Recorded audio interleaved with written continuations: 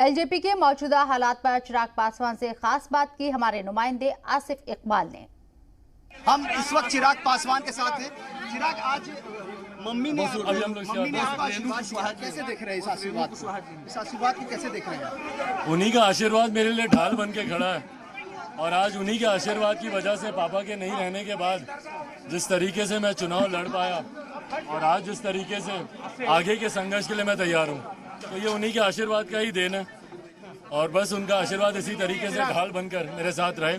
और इसी तरीके से मैं चाहता हूं कि बिहार की हर एक महिला, हर एक बहन, हर एक बुजुर्ग का मुझे आशीर्वाद मिले। इसीलिए आप आशीर्वाद यात्रा कर रहे हैं और आप आशीर्वाद यात्रा लेके जा रहे हैं। आपको क्या लगता है कि चाचा के खिलाफ आपको चाचा के खिलाफ क्या एक्शन होगा? एक्शन क्या रहेगा?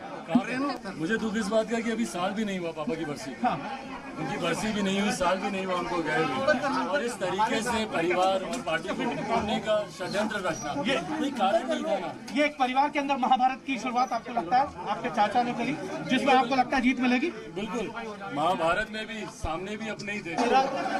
विश्वास है पूरा समर्थन मिलेगा, अपने माँ के आशीर्वाद के साथ निकलूंगा। चिराग, ये पांचों जो सांसद हैं उनके खिलाफ आप एक्शन क्या ले रहे हैं? पांचों सांसद के खिलाफ क्या एक्शन होगा? नहीं, उनको पार्टी की राष्ट्रीय कार्यकारिणी ने पहले ही उनको निलंबित कर दिया।